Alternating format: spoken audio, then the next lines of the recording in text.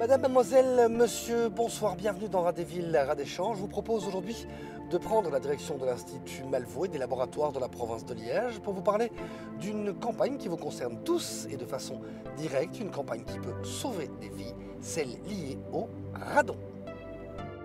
Ici, à l'Institut Malvaux, pendant toute l'année, la province de Liège analyse pour vous de l'eau, eau du robinet, eau de pluie, eau de piscine, entre autres. Ici, on analyse aussi de l'air ou encore de la terre pour effectuer des mesures de fertilité, d'acidité ou détecter des traces de pollution dans le sol.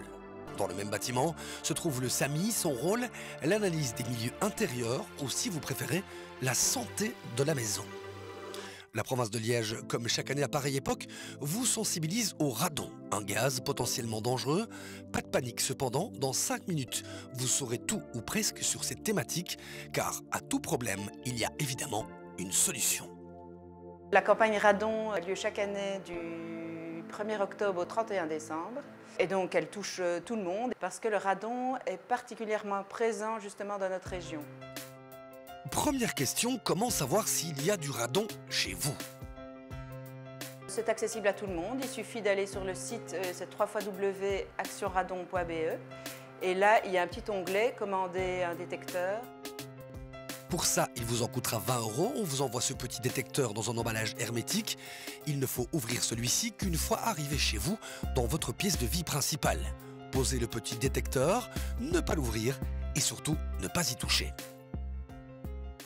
De Liège à Bruxelles, il n'y a qu'un pas que nous allons franchir pour vous pour rejoindre l'AFCN, l'Agence fédérale de contrôle nucléaire, qui dit radon, dit évidemment nucléaire. Pourquoi aller dans une agence nucléaire pour le radon? Est-ce que c'est lié aux centrales nucléaires? La réponse est non, non et encore non. Mais alors le radon, c'est quoi? C'est un gaz radioactif naturel qui est présent dans tous les roches, dans tous les sols, dans le monde entier. Mais en fonction de la composition du sous-sol, il y a plus ou moins une concentration plus ou moins élevée dans le sous-sol.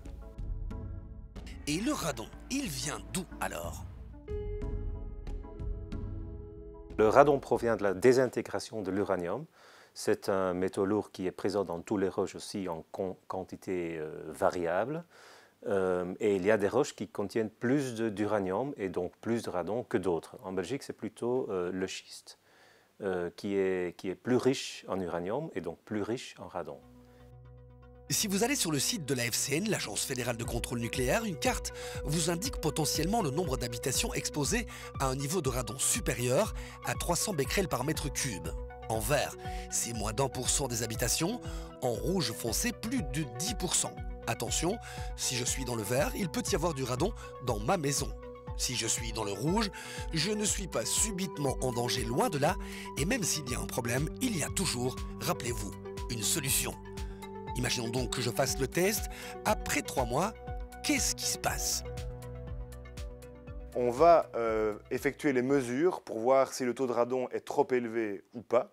Et si c'est le cas, alors on va vous proposer des mesures qui sont adaptées à la situation.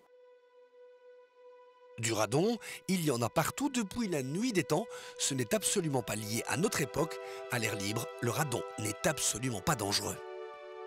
Je mesure en continu la concentration radon ici à l'intérieur de mon bureau, juste pour calibrer mes appareils et tout ça. Et il y a ce qu'on appelle le bruit de fond naturel qui est de quelques dizaines de becquerels par mètre cube. Ici, par exemple, maintenant, on est à 15 becquerels par mètre cube. Ça, c'est le niveau normal, je dirais. Maintenant, si ça devient plus élevé, donc une fois que ça dépasse le 100 becquerels ou le 300 becquerels par mètre cube, on considère que ça devient problématique. Mais alors, quand le radon devient-il potentiellement dangereux? Une exposition sur plusieurs dizaines d'années à des concentrations élevées en radon augmente le risque de développer un cancer du poumon. La raison qui explique que la campagne radon se passe d'octobre à décembre est donc extrêmement simple.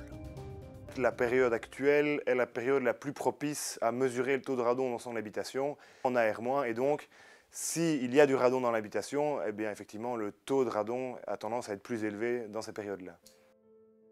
Imaginons que je fasse le test, et là, pas de bol, il s'avère positif. Que se passe-t-il? Et comment je trouve ma solution à mon problème? Est-ce que je vais être accompagné? La réponse est oui. À partir d'un certain seuil, si la concentration est trop élevée, effectivement, on va proposer des mesures de remédiation aux personnes concernées, évidemment. Donc on va les accompagner pendant ce processus. Et au-delà même d'un autre niveau, beaucoup plus élevé, alors des inspecteurs de l'agence vont se déplacer sur place pour effectuer des mesures en personne.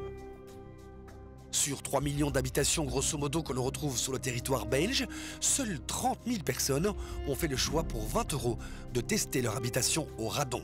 Pensez à votre santé, faites le test radon et rappelez-vous, si j'ai un problème, il y a toujours une solution.